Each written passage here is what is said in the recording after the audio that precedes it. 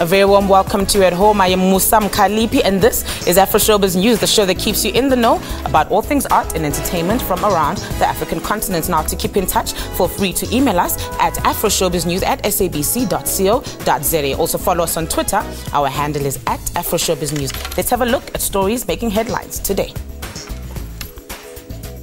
South Africa's SABC Art Center celebrates the art of storytelling. Congolese dapper dresses amuse the Arabs. And Nigerian fashion designer combines her native and Spaniard art to design fashion accessories. The event, titled the SABC Storytelling Festival, will be held at the SABC Art Center in Benoni in the East Rand. The event ends tonight. And every minute, every word, I'm elated, I'm justified because I've come alive.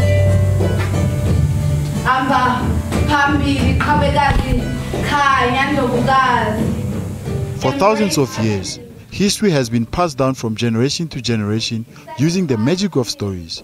Now an extraordinary festival aims to celebrate the ancient art of storytelling, bringing performances and workshops to the community, culminating in a storytelling competition on the World Storytelling Day on the 21st of March 2015.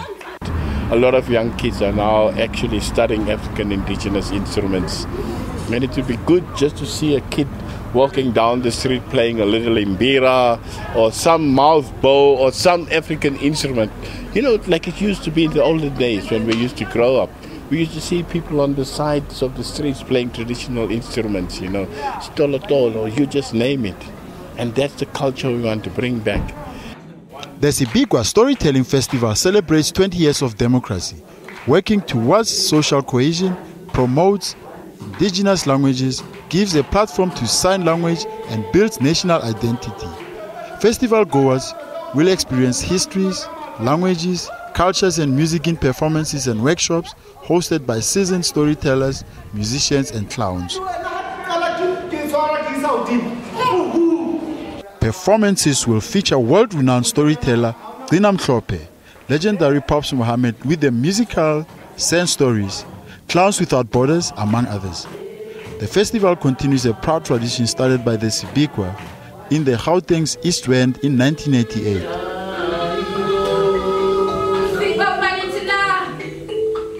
Storytelling has been a part of African heritage for thousands of years now. A festival titled the SABC Storytelling Festival is currently taking place in Benoni. It aims to celebrate the ancient art of storytelling and is currently taking place at the SABC Art Center. Now, to tell us more about this extraordinary festival is Small Ndaba. Hello and welcome to the show. Hello. Thank you so much for coming, Dada. Now, tell us, why is storytelling so relevant today? Well, I think... you know, storytelling actually, I could take it from ordinary scriptures. We used to do, get to Sunday schools and all that. And that's where we found that we got the basics things about life. Because some of the stories have got something to teach us.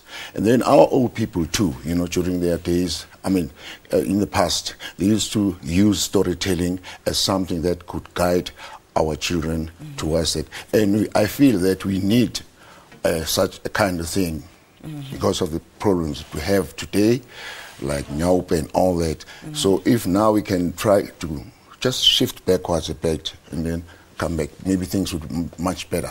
All right, now, Tatundaba, how do you attract people to, you know, to come to these type of festivals or gatherings? Oh yeah, first of all, let me just take you back.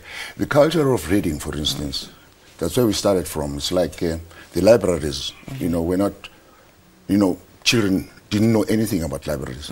But then what we did now, we came with stories like, you know, so far Songololo, we take them to the library and then we sort of act the plays out to the children. And then when the children get interested, then we tell them, here are the books to read. So they go back to their parents and say, I've seen this kind of story, and the book is there. Can you please? So it started then, like that in the 16 years ago. That's where we started from. And we found that the number of children that go to the libraries is increasing, instead of children just going there for exam purposes. So we found that works, and then we carried on, trying to bring this culture back, because we felt that it works for our people. All right, and maybe if you can just take us through, some of the artists that were taking part in the storytelling. Who were they, and what type of stories were they telling or are they telling at the festival? Yeah, well, we've got people like, for instance, Sibo Masondo, who's a deaf guy, is a storyteller, and we wanted to show people again that you don't have to be able to talk in order to tell a story. Yes. We've got people like Pops, who does storytelling through, music most of the time. But, well, Klina, I think you know about that. We've got Nsigi also, who's a poet and all that. So if we bring all these people together, it inspires our people to take storytelling seriously. Speaking of the people, how has the response been, from the public and the people that have been attending the festival? It has been positive. And what I noticed, for instance, yesterday, we had many old people who wanted to share their stories with the people because, they got inspired, and we've got the little ones too, from the crutches and all that. We had quite a number. In fact, I couldn't count, So it's positive. Otherwise, it's quite positive. It just depends on the problems that we had is transport, because now people have got to pay 25 rand to come in and transport again. So we find that and food, but all those. Challenges we managed to overcome them. That's right. All right, Tata, thank you so much for joining us, but time is up. You're most welcome. Now, a group of Congolese performers have taken to the streets of the Emirates of Sharjah in parody of the Sapiers. Sapiers is a league of exceptionally stylish men that hail from Central Africa. The Congolese artists performed a theatrical piece called Fanfare Funéraire, or Funeral Brass. The artists are all dressed in colorful shirts and suits. They imitated the great chic of the La Sapiers, also known as the Society of Tastemakers and Elegant People. La Sapiers are famous for their flamboyant fashion sense. The men wore matching candy-colored suits, crocodile shoes and sporty angled hats in an homage to male vanity. The parade was a success as they received help from a local Arab band. This performance is called the Funeral Brass. It's a performance that mixes dance, music and theatre.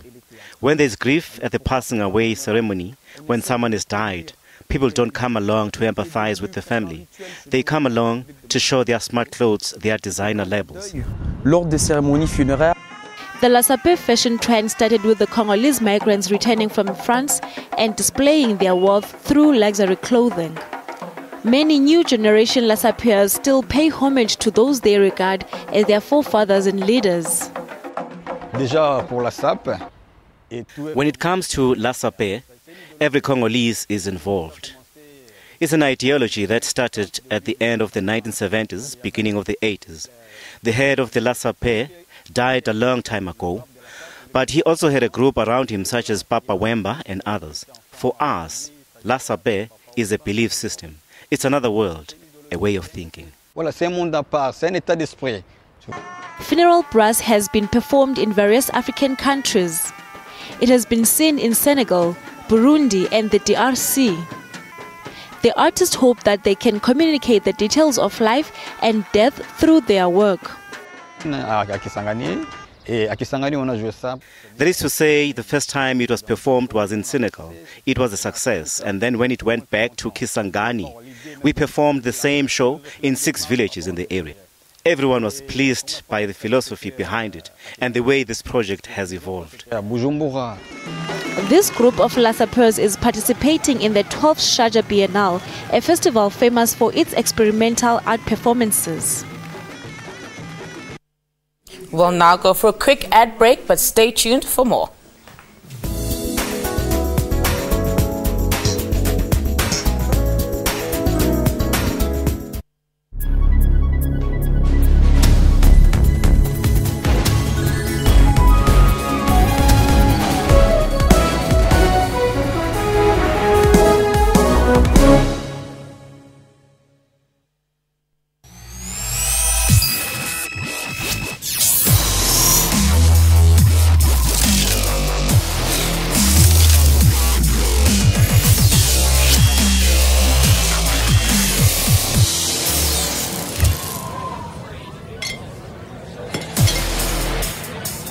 Castle Light, yeah. Lager to minus 2.5. The new resealable Platinum Edition.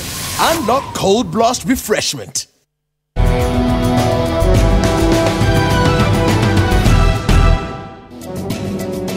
Type 1 diabetes happens when your pancreas stops working, so the body does not get insulin anymore.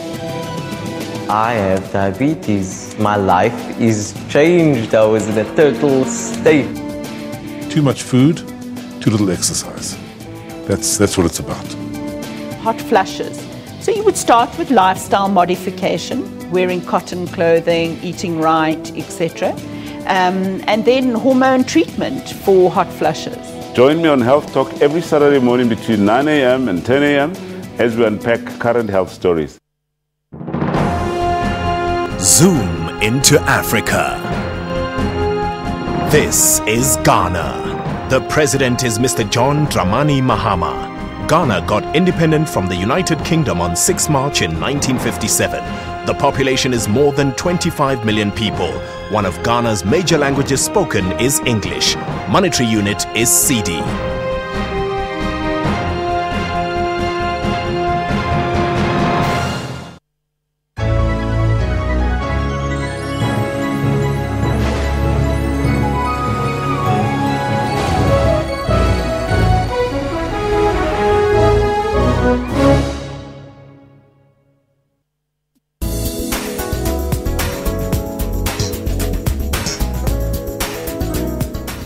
And welcome back. The theatre production titled Crazy in Love will be showcased at the Barney Simon Theatre in Newtown, Johannesburg. It starts on the 24th of March until the 12th of April.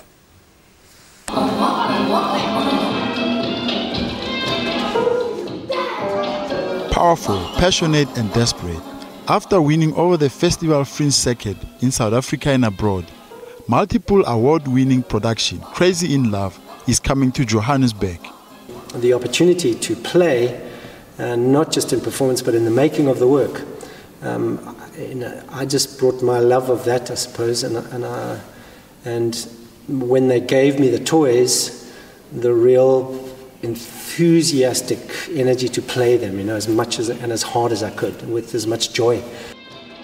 Crazy in Love has created a significant impression where it won the Best International Production at the 2014 Amsterdam Fringe Festival and the Standard Bank Ovation Award of 2013 National Arts Festival Fringe. It was also the top-selling show on debut at 2013 National Arts Festival Fringe and at the inaugural Cape Town Fringe Festival 2014. Things, they seemed different to me. They seemed to be covered with skin.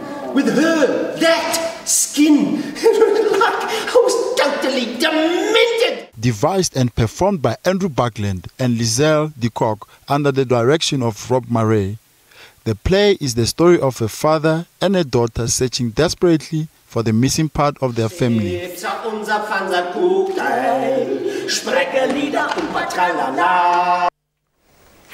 Your past does not define the person who you will eventually become. You are the one who decides where you want to go in life. Now, a young man by the name of Lindokuhle Mnisi, who grew up under difficult circumstances, is here to share his life story and tell us a bit more about his debut book titled A Victim of Circumstances.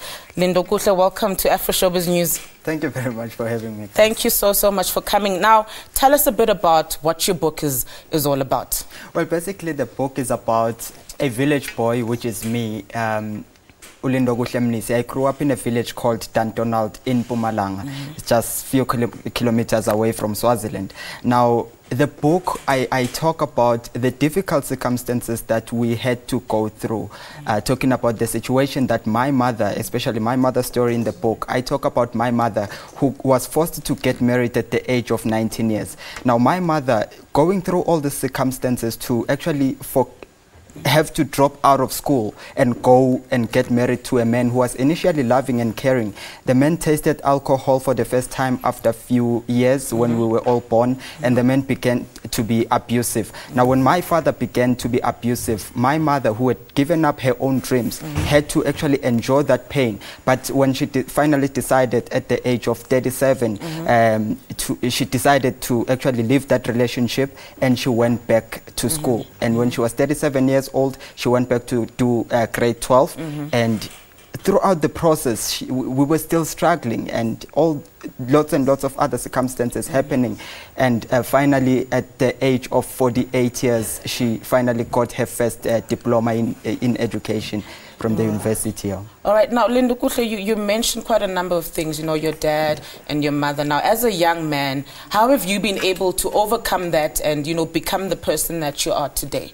Look, it's not about where you come from. It's not about what you've been through in life. The secret to success is to always acknowledge the circumstances that you go through and learn something from it. All the things that I went through, all the trials and tribulations that I had to endure, I made sure that I learned something from it. I get people asking me, if you had an option to change something in your past, what would it be? And my answer is simple. I wouldn't want to change anything, because what happened for a reason, and I had to learn something from it. There were times where I had to go to school with an empty stomach, eating today and make sure that I eat enough, because I knew I would only get to see food the following day, same time, same place at school. Now, my brothers couldn't stand that. My mother couldn't afford to take me to school, to afford me, but that didn't stop me from having a dream and believing that tomorrow will be a better place. You know, you just mentioned school, and in the book you mentioned how, you know, people didn't want you to go into the media industry and how they said you should rather be a truck driver. Why did you decide, what was your driving force? Why did you decide to not listen to any of that and, you know, follow your dream? You know, when you are growing up in the villages, you get to be told that the careers that are possible for you are these particular careers, which is being a teacher, being a truck driver, being a police officer. Now, I had my own dreams. I had my own vision about my own life. I knew what I wanted to do. Now, when I was told that that is not possible for me, that actually broke my heart. My family members telling me that, I mean, here, these are possible careers that you can choose from. And I said, okay, give me a chance. Let me go hard with what I want to do. If I fail, at least I will have tried. There will be a lesson I will have learned. So they told me I can be a police, I can be a teacher. And that broke my heart. When I actually refused to be a teacher, the person who was actually taking care of me at the time, helping me, he disowned me and said, I'm not respecting his ideas and his suggestions. So I had to stand up on my own. So when that happened, I took a decision that I need to stand up for myself and prove to him and everybody else that when you have a dream for something, you can actually push yourself harder and get to it. But if you allow all these problems that come on the side, you will never get to the dream that you have. All right, Linda Kuhle, I would really, really love to chat some more, but time is up. You're an extremely extraordinary man, and thank you so much for coming to the show. Thank you very much for having me. You're most welcome. Now, a young Nigerian fashion designer, Kunmi Otitoju, is preserving Nigerian culture by combining contemporary Spanish leather with the asoke fabric to produce fashion accessories. Asoke is a fabric that is synonymous with the Yoruba tribe in Nigeria. She designs luxury bags, wallets, and other fashion accessories. She works from her workshop in Spain. Otitoju regularly visits Lagos to sell her products at high-end fashion stores. From her home in Nigeria's busy city of Lagos, 30-year-old Kunmi Aditoju is adding the final touches to her latest collection of handmade bags. The collection, dubbed Minku, is a high-end Afrocentric brand that produces luxury bags, wallets, and other fashion accessories for both men and women. Made from leather and keen to preserve the Nigerian identity, Aditoju lines the bags with the aso-oke fabric, a cloth with colorful patterns woven by Nigeria's Yoruba people. Otitoju says it was not only an opportunity to tap into Nigerians' buying power, but also to offer a part of Nigerian culture to the global market. The main thing is having the idea of how to take things that we are used to seeing every day around us, that form part of our culture, and turning them into something with a broader appeal. And because we already have a lot of things that are made in Nigeria, not on a high scale and not on a grand scale or not on a mass or global scale, but there are things that if we see a way of translating them into something that is a bit more marketable, a mini industry can actually be formed around those things. For example, Ashoke, everybody knows it as what Yorubas wear for their Ashoebi wedding and all that. Otitoju has a degree in computer science, was trained in Spain. She then returned to Nigeria in 2011 to start her business. The bags manufactured are all made in Spain, are then transported to Nigeria, where the asoka is hand-sewn inside the bag, but fine art and design was her first love. We've had a whole range. We've had people who have really liked the bags, you know. They like the hand-stitched quality of them, you know. They also like some of the treatments that are done to the leather. She has this really nice sort of wave effect, like a kind of ripple on the leather, that a lot of people have responded well to. And then we've had people who feel it looks a bit too handmade, you know, because I guess there's this Nigerian thing that we want everything to be very clean and very neat, you know, like very machine done. Otitoju says making one bag can take up to 50 to 60 hours to complete. She only produces 3 to 4 bags a month, and they retail between $400 to $7,500 for larger travel bags. You are still watching Afroshowbiz News. Now, if you have missed any of our shows, be sure to catch them on our YouTube channel by simply searching for Afroshowbiz News. Time now for another ad break, but don't go anywhere.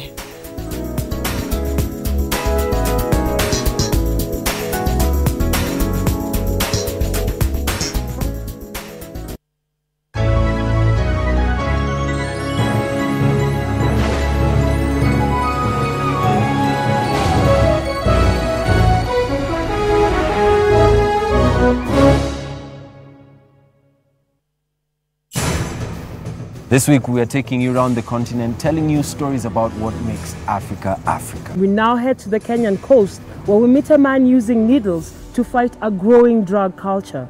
A recent study revealed that there are 850 drug addicts in Diani alone, with over 220 using injectable drugs such as heroin. In my community, I've seen a lot of these people suffer. The Journal, every Saturday at 1:30 on SABC News.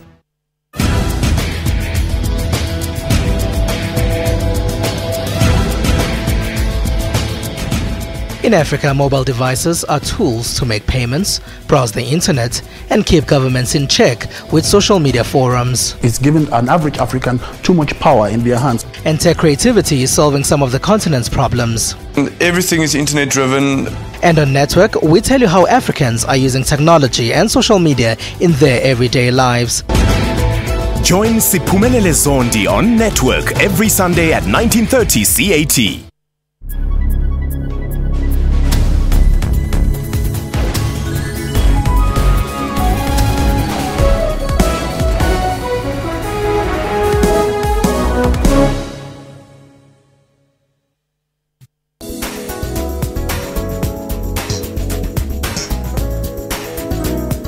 And welcome back. An all-star South African film called Stone Cold Jane Austen is hitting the local screens next month. It features most recognizable faces in the entertainment industry. This reality-style comedy pushes boundaries whilst taking viewers on a journey into the lives of two lovable yet delusional people, Johnny and Carol. They are the main members of the band called Stone Cold Jane Austen. Let's have a look.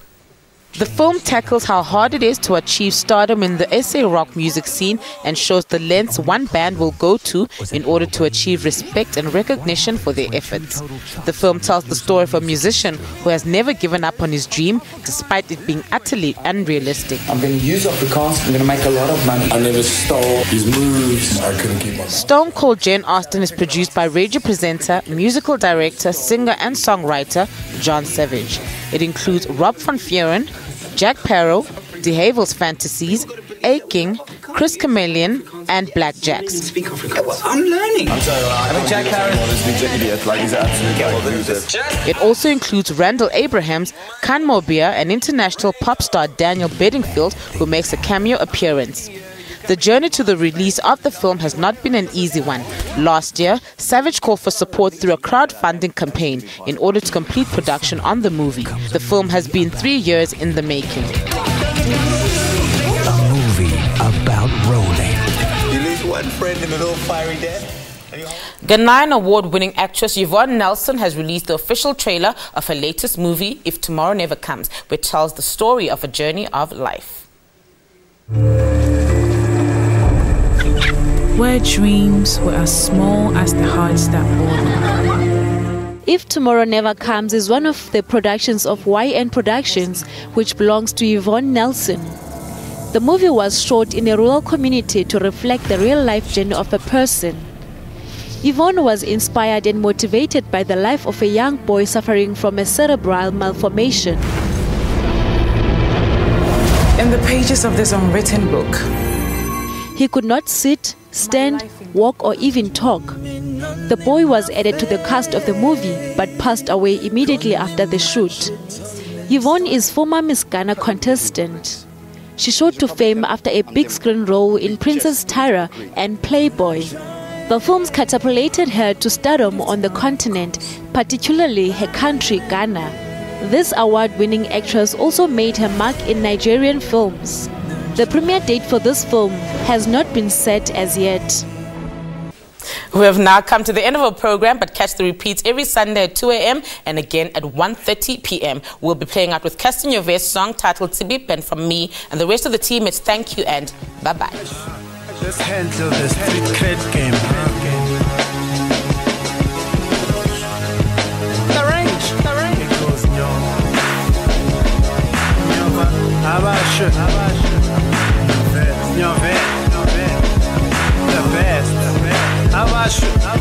yeah, I stole the show. Rumor has it I'm a crook. Maybe Huba my bro. Rumor has it I'm a fluke. Y'all niggas fell off and heights I'll explain. I can pay like in you know I got a price of how trade. Yeah, Casting Your Vest. My goose. The tola kasiki chisa di chiskele ma chuchu. Talk less. I'm more dirty. I'm raw. Tentalona litula le ring and got a phone. A call center. Y'all niggas is more lady, more cheesy, more cash out. I'm more pack. I'm more jigger, more emperor, more jabba. Balele shapa ba vogue. Verse like Philly Giddy Lining got a pata hamangobe. First album, man, I'm off with the greatest. We ain't invented this, but the end and now we made it. Y'all niggas.